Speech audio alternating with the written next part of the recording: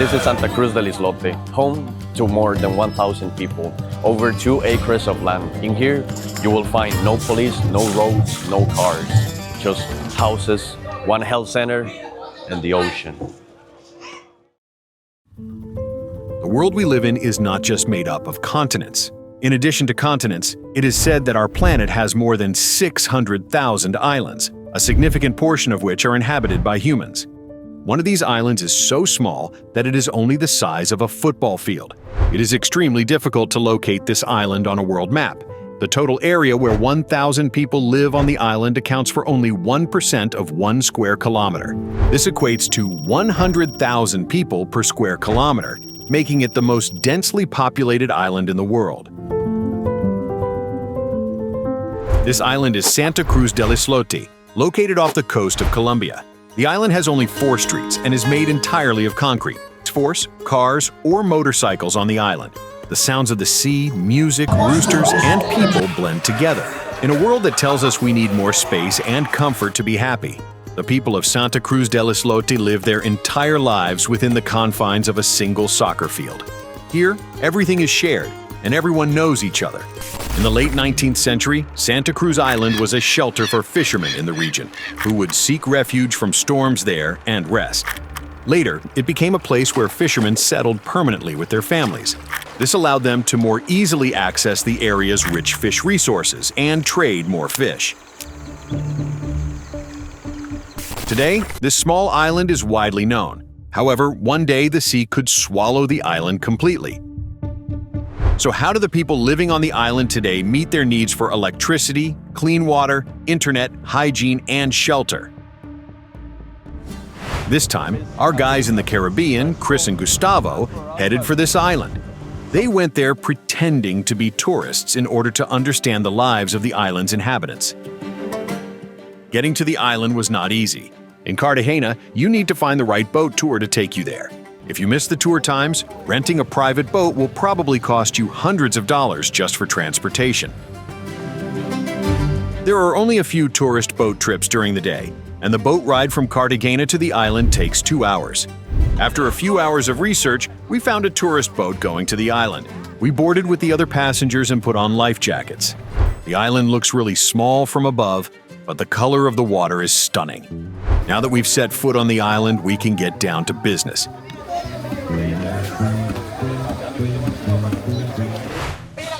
Good afternoon. This is Santa Cruz del Islote, home to more than 1,000 people, over 2 acres of land. In here, you will find no police, no roads, no cars, just houses, one health center, and the ocean. Within the first few minutes on the island, we encountered an interesting event. A well-loved man had died, and they were carrying his coffin. Of course, there is no cemetery on Santa Cruz Island. In fact, the area, which is about the size of a soccer field, barely has enough space for the 1,000 people living there.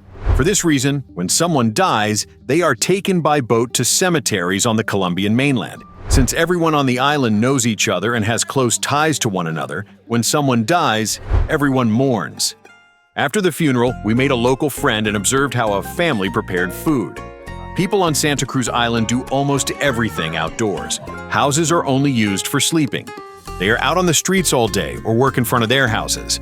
While the men mostly fish, the women look after their children and cook the fish they catch. This family meets its food needs by cooking fish for almost every meal. They cook the fish in a pot with oil. They also fry potatoes and prepare salads. The women clean the fish they collect from the sea in the water. For example, this woman is cleaning fish with her baby in the water. The people on the island have such a close relationship with fish that they consume them and play with them. Some locals dive into the water and swim with the fish as if they were friends. Even our group wanted to experience the fish's friendliness and jumped into the water.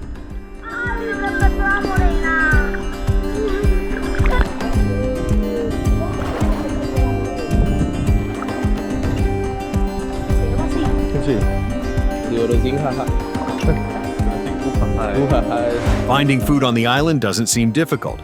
The sea surrounding the island offers more fish than one could ever want.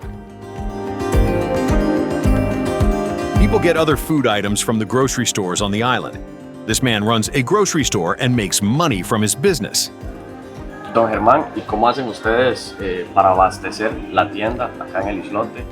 Bueno, acá tenemos una chalupa grande que tiene 14 metros de largo. Entonces con eso traemos materiales de construcción, lo que son también el gas. ¿Este es el más grande o tienen competencia? Sí, ahí la tienda de la esquina, pero es de la misma familia, la tienda que está cerca de la Cruz. Pero es de la misma, somos primos, todos somos la misma familia, sí. ¿Qué desafíos puede usted expresar que son los más duros? Bueno, los desafíos más duros es que a veces que hay personas que le dicen a uno, fíame, y después ya no quieren pagar, así ese es el desafío. It appears that the people on the island receive food supplies from the Colombian mainland by boat. However, there is another important issue: the food waste produced by the 1,000 people living on the island. The plastic packaging used for food creates a waste problem on the island. Walking around, we saw plenty of waste in the streets and along the shores. Looking down from a drone, we saw that they had designated a small area in the corner of the island for waste. People leave their bags of trash there. Additionally, plastic waste, such as these green cans, is collected in this area and taken to the waste collection and sorting center in Cartagena. In 2021, the Colombian Navy collected nearly 2 tons of waste around Santa Cruz and the neighboring island of Tintipan. Since there aren't enough garbage collectors on the island, the residents collect and clean the trash in front of their homes themselves using bags. They know that if they don't clean up their trash, the situation will become unlivable. Chris asks one of them some questions. ¿Usted es parte de los que ayudan a recoger la basura? Sí, señor. Después de las fiestas, ¿cómo hacen para llevar la basura? Un medio de transporte que nos lleva hacia Cartagena. Viene una embarcación y nos lleva hacia Cartagena. ¿Una embarcación? ¿Cada cuánto se pone? Cada 15 días viene una embarcación. While walking around the colorful houses on the island, Chris and Gustavo came across a woman washing clothes in an alley. This brought to mind the issue of clean water on the island. We wondered how these people get clean water and if they have washing machines. Todos los días tienen que lavar ropa. ¿Ustedes cómo se organizan ya que no tienen acueductos para tener agua, para lavar ropa, para bañarse? Bueno, lo organizamos es que el agua la traen de hacia Rincón, de Berruga, a veces de Tolú. Como si no, vamos a unos pocitos que hay aquí en la isla Titipán y la traemos acá a la isla, a Islote, para lavar. Como hay veces que no tenemos y los aguantamos sin lavar con la ropita ahí sucia hasta que venga el agua. Ahora que está lloviendo estamos bien porque hay agüita, pero cuando no hay pasamos trabajo. ¿Aprovechan el agua de lluvia? Aprovechamos, sí. ¿Qué hacen con el agua de lluvia? ¿Cómo la recogen? La ponemos los canales, ahí están puestos. Y ponemos... ¿Y para tomar agua y para cocinar? ¿Cómo hacen con el agua? Para tomar traen pacas de agua de Berruga y Toluz. Traen unas paquitas de agua que vienen 5 empacadas. Las 5 valen 10,000 pesos. According to the woman, rainwater is very important to them, so they store it in tanks. They wash their clothes by hand and use clean water sparingly. They never waste clean rainwater on daily showers. They use seawater for showering. At the end of our first day on the island, it started to get dark. As darkness fell, we started to see more street vendors. People wrap the sweets or snacks they make at home in napkins or plastic bags and sell them, just like these 2 women. Chris walked around the streets and saw that people were filling the streets to have fun. It will soon be completely dark, and we will have the opportunity to observe the island's electricity usage. Tomorrow is our last day on the island, so we need to learn about life there at night as well. It's dark now, and this is what the island looks like from above. As you can see, electricity is quite limited on Santa Cruz Island. At night, there is almost no lighting, and what little lighting there is extremely weak. People try to light up the streets and their shops however they can. Small generators are used in shops, but they are insufficient. While Gustavo was filming the island from above with his drone, Chris wandered the streets at night. Life goes on, and DJ shows are even held in the dark. Tourists and local islanders try to spend time together in the dark. Torches are lit so people can see each other.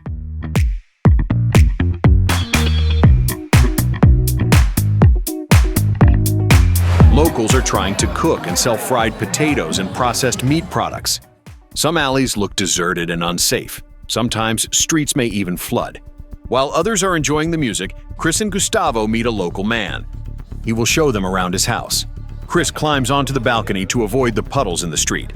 This indicates that the island is experiencing flooding.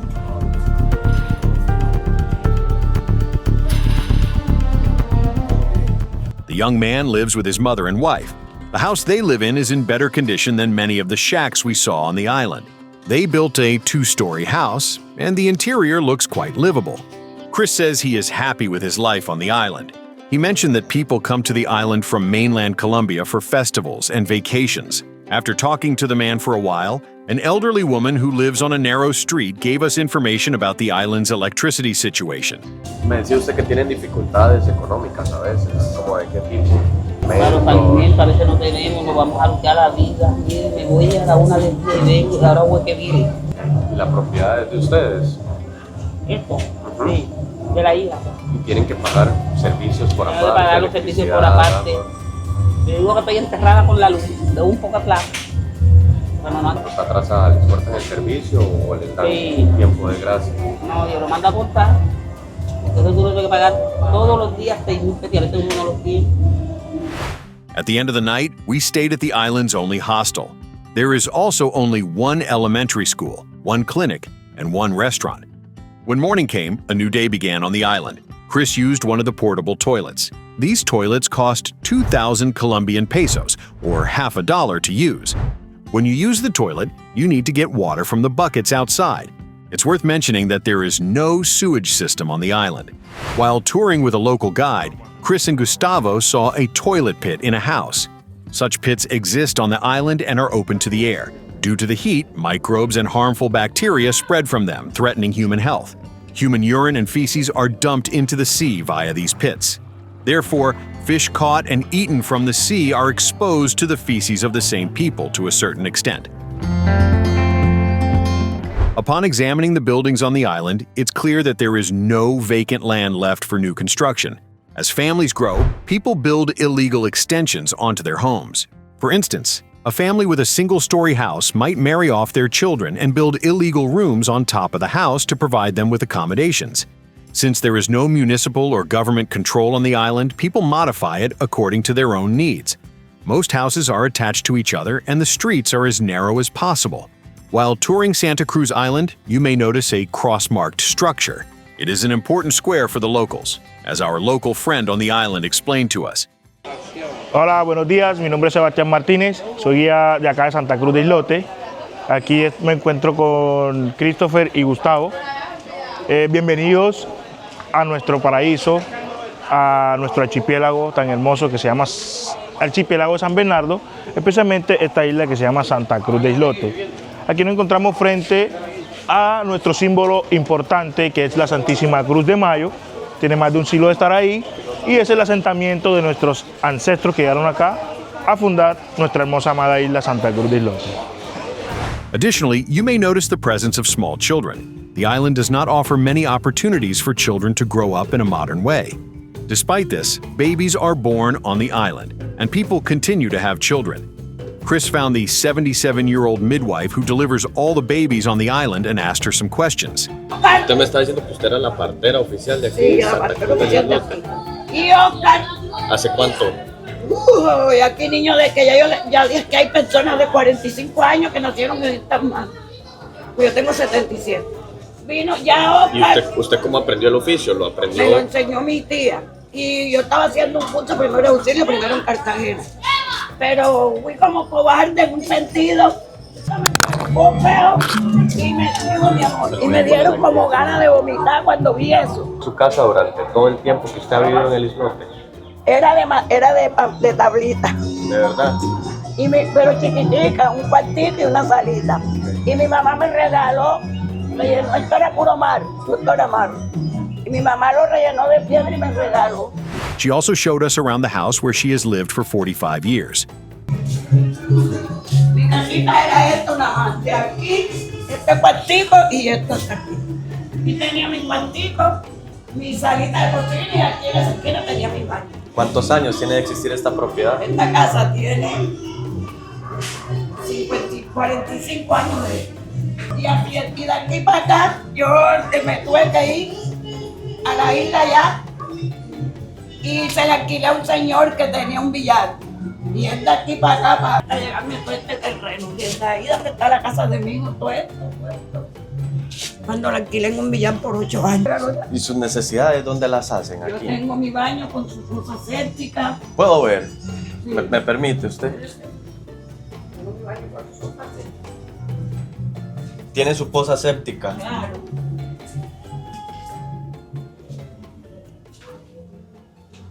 Many local people on the island have lived long lives.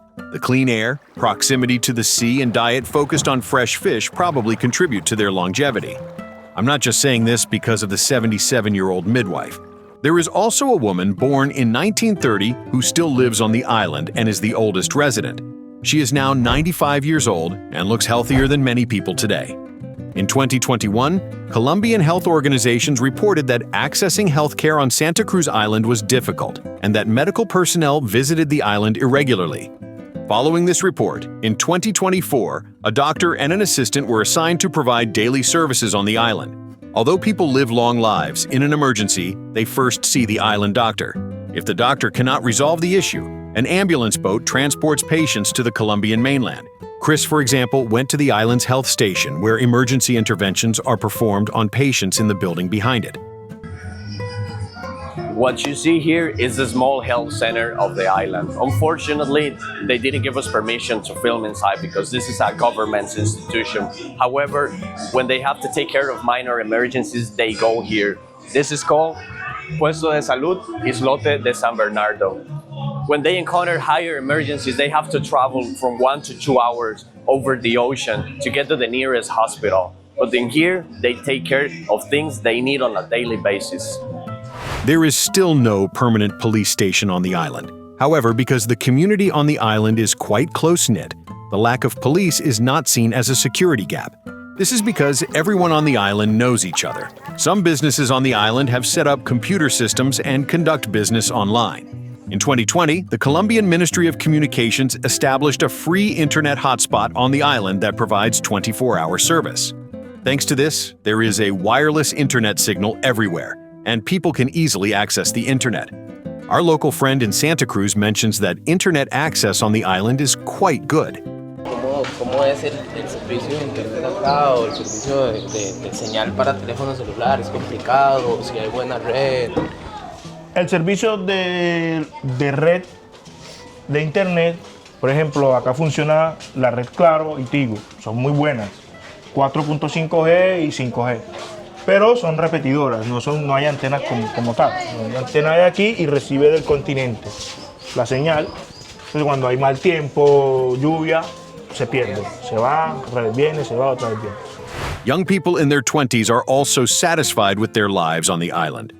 We found 2 young people on the street and asked them about life on the island. ¿Naciste aquí en la isla? Nací acá. Bueno, no nacimos acá, pero ajá. Como ya tenemos buen tiempo acá, años, ya digamos así, ya nací acá, pero exactamente no nací acá. Claro. ¿Y ves futuro viviendo en la isla? Futuro. Viviendo acá, quedándome acá, no creo. O sea, la idea es salir adelante.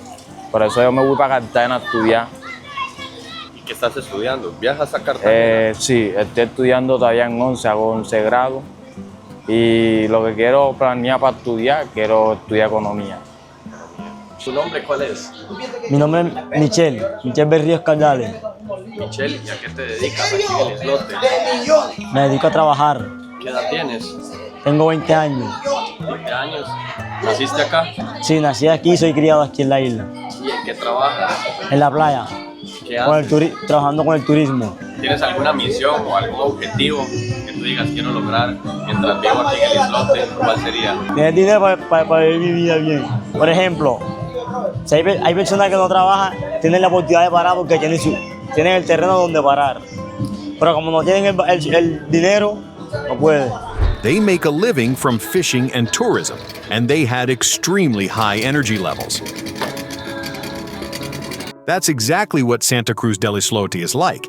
In this tiny corner of the world, which isn't even marked on a map, life lacks many modern conveniences. The islanders have no privacy or comfort zone. They probably never will. In fact, it's uncertain whether this island will even exist in 50 years.